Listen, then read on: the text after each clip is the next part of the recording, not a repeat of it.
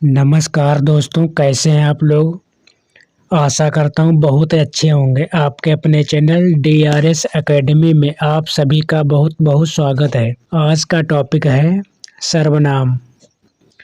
यह ऐसा टॉपिक है जिससे सभी परीक्षाओं में प्रश्न पूछे जाते हैं और ये ऐसे प्रश्न हैं जो आपको पूरे यूट्यूब में कहीं नहीं मिलेंगे। अगर आपने यह वीडियो पूरा नहीं देखा तो समझ लीजिए आप अपने साथ धोखा कर रहे हैं, इसलिए वीडियो को पूरा जरूर देखें। सर्वनाम शब्द का शाब्दिक अर्थ है सबका नाम। मैं, तू, आप, यह, वह आदि शब्द हैं सर्वनाम। हिंदी में प्रयोग की दृष्टि से सर्वनाम की संख्या है 6। पुरुषवाचक सर्वनाम के भेद हैं 3: उत्तम पुरुष, मध्यम पुरुष, अन्य पुरुष। वक्ता या लेखक जिन सर्वनाम शब्दों का प्रयोग अपने स्वयं लिए करता है कहलाते हैं उत्तम पुरुष। जिन सर्वनाम शब्दों का प्रयोग बोलने वाला वक्ता या लेखक सुनने वाले पाठक या श्रोता के लिए करें कहलाते हैं मध्यम पुरुष। अगला पॉइंट है जिन सर्वनाम शब्दों का संबंध वक्ता यानी बोलने वाला और श्रोता यानी सुनने वाला से न होकर किसी अन्य से हो कहलाते हैं अन्य पुरुष। ऐसे सर्वनाम शब्द जो निकट यानी पास या दूर स्थित किसी व्यक्ति या वस्तु की ओर निश्चय पूर्वक संकेत करें कहलाते हैं निश्चयवाचक सर्वनाम। ऐसे सर्वनाम शब्द जिससे किसी निश्चित व्यक्ति या वस्तु का बोध यानी जानकारी नहीं होता कहलाते हैं अनिश्चयवाचक सर्वनाम। ऐसे सर्वनाम शब्द जो किसी दूसरे संज्ञा या सर्वनाम से संबंध स्थापित करने के लिए प्रयुक्त हों कहलाते हैं संबंधवाचक सर्वनाम। जो सर्वनाम शब्द संज्ञा के स्थान पर तो आते हैं किंतु वाक्य को प्रश्नवाचक बनाते हैं ऐसे सर्वनाम कहलाते हैं प्रश्नवाचक सर्वनाम। अगला पॉइंट है ऐसे सार्वनामिक शब्द जिनका प्रयोग स्वयं के लिए किया जाता है वे सर्वनाम कहलाते हैं निजवाचक। वह मनुष्य नहीं देवता है, में वह शब्द है निश्चयवाचक सर्वनाम। कोई आ रहा है, में कोई शब्द है अनिश्चयवाचक सर्वनाम। जिसकी लाठी उसकी भैंस, में जिसकी उसके शब्द में सर्वनाम है संबंधवाचक सर्वनाम। कौन खेल रहा है, में कौन शब्द में सर्वनाम है प्रश्नवाचक सर्वनाम। मैं आप ही खा लूंगा, में आप ही शब्द में सर्वनाम है निश्चयवाचक सर्वनाम। जो सर्वनाम संज्ञा शब्दों के मेल से बनते हैं कहलाते हैं संयुक्त सर्वनाम।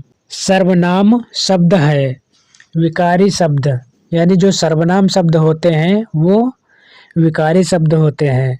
कोई सज्जन आपको बुला रहे हैं तो इस वाक्य में हो जाएगा अनिश्चयवाचक सर्वनाम। आप भला तो जग भला, में आप रेखांकित पद में सर्वनाम है तो इस पद में सर्वनाम हो जाएगा निजवाचक। अगला पॉइंट है घनश्याम ने अपने आप कार्यक्रम की पूरी तैयारी कर ली। वाक्य में सर्वनाम है निजवाचक सर्वनाम। संज्ञा का प्रतिनिधि है सर्वनाम। यह प्रश्न बहुत ही महत्वपूर्ण है। अगला पॉइंट है मैं स्वयं चला आऊंगा। वाक्य में सर्वनाम है स्वयं। मुझे शब्द किस प्रकार का सर्वनाम है उत्तम पुरुष। यह पुरुषवाचक सर्वनाम में आता है। वे भ्रष्टाचार के प्रबल विरोधी थे। इस वाक्य में सर्वनाम हो जाएगा पुरुषवाचक। यह अन्य पुरुष के अंतर्गत आता है। ऐसा भी हो सकता है, वाक्य में सर्वनाम है ऐसा। कुछ इस प्रकार का सर्वनाम है अनिश्चयवाचक सर्वनाम। कुछ खाकर ही बाहर जाना। वाक्य में कुछ किस प्रकार का सर्वनाम है अनिश्चयवाचक सर्वनाम। वाक्य में सर्वनाम है प्रश्नवाचक सर्वनाम। मैं अपने आप काम कर लूँगा। वाक्य में रेखांकित सर्वनाम शब्द है निजवाचक सर्वनाम। जो करेगा सो भरेगा में रेखांकित शब्द में सर्वनाम कौन सा है? तो इसमें सर्वनाम हो जाएगा संबंधवाचक। अगला है कोई आया था।